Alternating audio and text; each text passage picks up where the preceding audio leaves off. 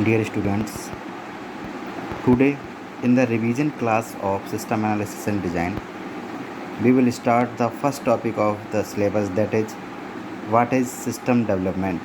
Students, सबसे पहले आज हम आपको बता दें कि अब हम सिस्टम एनालिसिस एंड डिज़ाइन का रिवीजन स्टार्ट करने वाले हैं, जो आपका सब्जेक्ट है उसका। ठीक है, तो रिवीजन का जो पहला क्लास है उसके बारे में आज डिस्कशन करेंगे। तो हम जैसा कि पहले भी बता चुके हैं कि system development is a systematic process which includes phases such as planning, analysis, design, development and maintenance.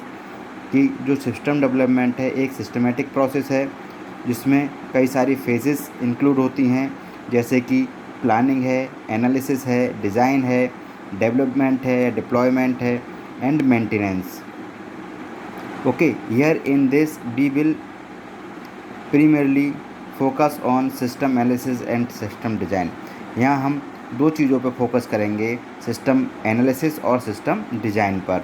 ठीक है, तो सबसे पहले जब हम दो चीज़ पर फोकस करेंगे कि सिस्टम एनालिसिस और सिस्टम डिज़ाइन क्या होता है, तो उसमें सबसे पहला पार्ट है सिस्टम एनालिसिस, और ये जानेंगे कि सिस्टम एनालिसिस क्या होता है।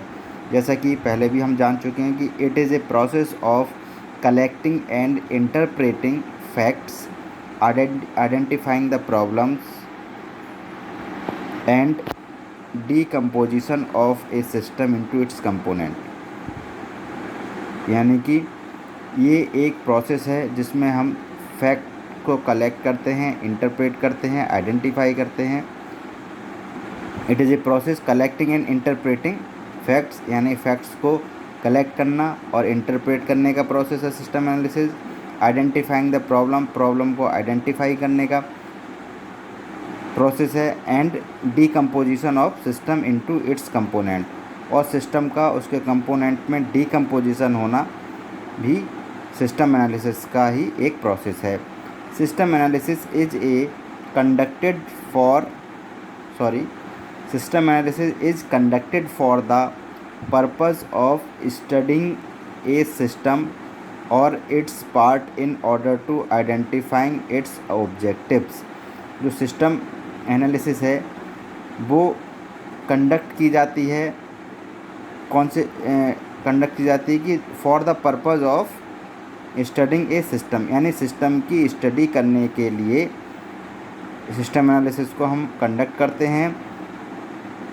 और it parts in order to identification its objective, और ये आइडेंटिफाई करने के लिए कि जो सिस्टम है उसके जो कंपोनेंट हैं उनके क्या क्या ऑब्जेक्टिव्स हैं, ये आइडेंटिफाई हम इसमें करते हैं सिस्टम एनालिसिस में।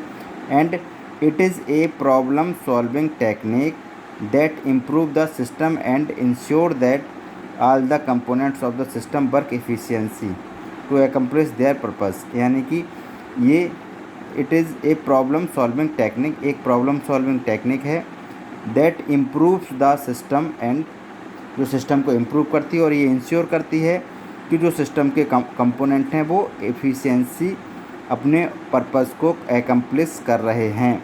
ठीक है, एनालिसिस स्पेसिफाई, एनालिसिस जब हम करेंगे सिस्टम का तो एक क्वेश्चन है वो हमें ध्यान में रखना होगा कि what the system should do, यानी सिस्टम को क्या करना चाहिए, और जो करना चाहिए सिस्टम को वो कर रहा है या नहीं कर रहा है। तो एनालिसिस का मतलब है what the system should do.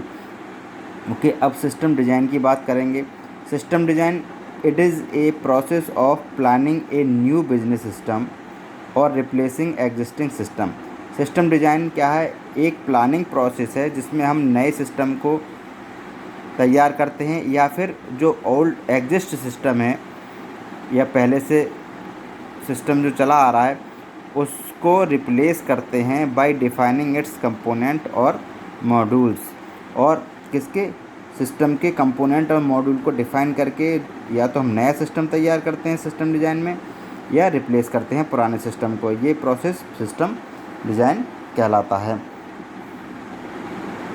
Okay, और modules to satisfy the specific requirements, और मॉड्यूल को हम आइडेंटिफाई करते हैं या रिप्लेस करते हैं जिससे कि जो हमारी रिक्वायरमेंट है, स्पेसिफिक रिक्वायरमेंट है, वो सेटिस्फाई हो सके। Before planning you need to understand the old system thoroughly जब हम कोई भी प्लानिंग करते हैं सिस्टम के बारे में, तो हमें ये जानना ज़रूरी है कि ओल्ड सिस्टम जो है वो हमारा किस तरीके से वर्क कर रहा है, ठीक है। And determine how computers can best be used, और कैसे कंप्यूटर अच्छे से यूज किए जा रहे हैं इन ऑर्डर टू ऑपरेट इफ़िशिएंटली, यानी कि कंप्यूटर को इफ़िशिएंटली ऑपरेट करने के लिए उन्हें कैसे हम यूज़ कर रहे हैं या उन्हें ऑपरेट कर रहे हैं। Then system design focus on how to accomplish the objective of the system. System design है वो इस पॉइंट पर फोकस करती है कि how to accomplish the objective of the system, कि सिस्टम का जो ऑब्जेक्टिव है उसे कैसे कंप्लीट किया जाए, एकम्प्लिश किया जाए। अब बात करते हैं system analysis and design mainly focus on. जो सिस्टम एनालिसिस एंड डिज़ाइन है वो किस पर फोकस करती है? पहला तो सिस्टम्स पर, दूसरा प्रोसेसेस पर, एंड देन टेक्नोलॉजी। 3 चीज़ों पर ये सेट जो है system analysis and design focus करता है, सिस्टम, प्रोसेस एंड टेक्नोलॉजी। तो सबसे पहले ये जानेंगे कि सिस्टम क्या होता है। What is a system? The word system is derived from Greek word सिस्टेमा। सिस्टम जो वर्ड है वो ग्रीक वर्ड सिस्टेमा से लिया गया है। इसका मतलब है which means an organised relationship between any set of components, यानी कि किसी सेट ऑफ कंपोनेंट के बीच एक ऑर्गेनाइज्ड जो रिलेशनशिप होता है to achieve some common objective, यानी कुछ कॉमन ऑब्जेक्टिव को पूरा करने के लिए, अचीव करने के लिए जो रिलेशनशिप होता, ऑर्गेनाइज रिलेशनशिप कंपोनेंट्स के बीच में होता है उसे सिस्टम कहते हैं। यानी कि किसी ऑब्जेक्ट को पाने के लिए सिस्टम के कंपोनेंट के बीच में जो रिलेशन होता है वो सिस्टम कहलाता है, ठीक। ऑर्गेनाइज जो रिलेशन होता है वो सिस्टम कहलाता है। A system is an orderly grouping of interdependent component. Interdependent component का एक ग्रुपिंग है linked together according to the plan, जो कि एक प्लान के अकॉर्डिंग जुड़े हुए होते हैं, to achieve the specific goal, एक स्पेसिफिक गोल अचीव करने के लिए, ठीक है।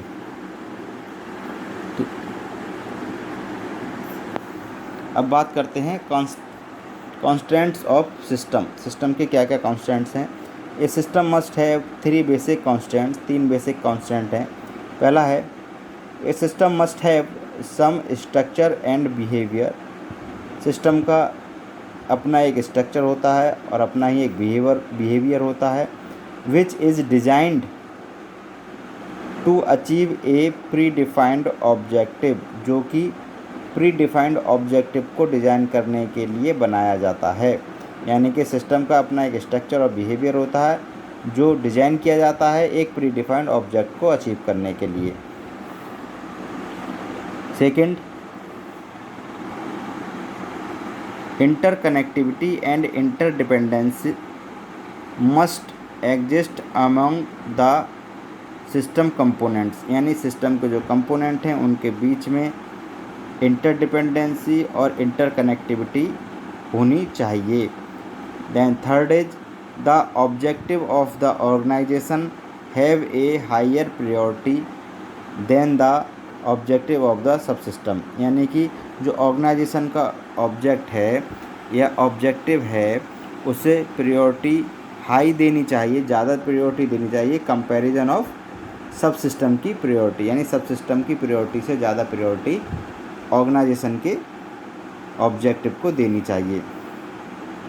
तो ये थे कुछ 3 कंस्ट्रेंट्स सिस्टम के बारे में। अब बात करते हैं प्रॉपर्टीज़ ऑफ सिस्टम। सिस्टम की क्या क्या प्रॉपर्टी हैं? A system has the following properties.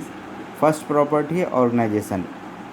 Organisation implies structure and order. Organisation का मतलब कोई स्ट्रक्चर या ऑर्डर जिसके आधार पर हमारा जो भी प्रोसेस है वो वर्क कर रहा है। It is the arrangement of component that helps to achieve predetermined objective. Organisation का मतलब है कि जो भी कंपोनेंट हैं उनका अरेंजमेंट ऐसे किया जाए कि वो हमें objective pre defined determined objective को पाने के लिए मदद करें, ठीक है। सेकंड है interaction. It is defined by the manner in which the components operate with each other. ये उस मैनर को डिफाइन करता है जिस मैनर के तहत जो कंपोनेंट हैं वो आपस में ऑपरेट करते हैं। For example, in a organisation purchasing department must interact with production department and payroll with personnel department.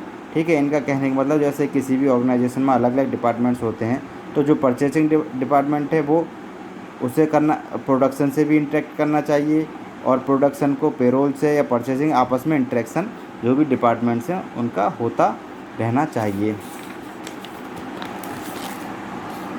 Then third is interdependence. Interdependence means how the component of system depend on one another, यानी कि कैसे जो component हैं system के वो एक दूसरे पर डिपेंड हैं या एक दूसरे पर आश्रित हैं, वो उसे हम इंटरडिपेंडेंसी कहते हैं। For proper functioning the components are coordinated and linked together according to the specific plan. और इसके अकॉर्डिंग प्रॉपर फंक्शनिंग के लिए जो कंपोनेंट हैं वो आपस में कोऑर्डिनेटेड रहें, लिंक्ड रहें, जिससे कि वो स्पेसिफाइड प्लान को के अकॉर्डिंग काम कर सकें। द आउटपुट ऑफ वन सब system is the required by other सब सिस्टम एज इनपुट। जैसे कि कोई सिस्टम का आउटपुट है, किसी भी सब सिस्टम का आउटपुट दूसरे सब सिस्टम के लिए इनपुट भी हो सकता है, इसलिए दोनों ये आपस में इंटरडिपेंडेंट होते हैं जितने भी सिस्टम के कंपोनेंट होते हैं। और then integration is concerned with how a system components are connected together, यानी सिस्टम के जो कंपोनेंट हैं वो किस तरीके से आपस में कनेक्टेड हैं, उसे इंटीग्रेशन कहते हैं। It means that the part of the system work together.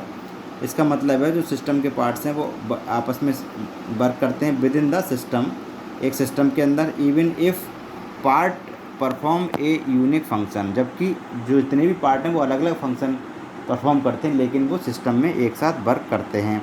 Then central objective का मतलब है the objective of system must be central, it may be real और स्टेटेड। जो ऑब्जेक्टिव है सिस्टम का वो सेंट्रल होना चाहिए, ये रियल और स्टेटेड होना चाहिए।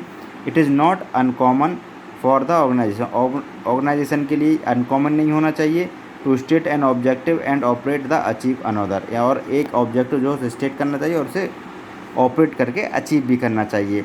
The user must know the main objective of the computer application. जो यूज़र है उसे ये जानना चाहिए कि जो कंप्यूटर एप्लीकेशन है उसका मेन ऑब्जेक्टिव क्या है in the analysis for a successful design and conversion, जिससे कि सिस्टम का सक्सेसफुली डिज़ाइन हो सके और कन्वर्जन हो सके। तो स्टूडेंट्स आज के वीडियो लेक्चर में इतना ही। रिवीजन लेक्चर के नेक्स्ट लेक्चर में हम नए टॉपिक के बारे में बात करेंगे। Okay, thank you students.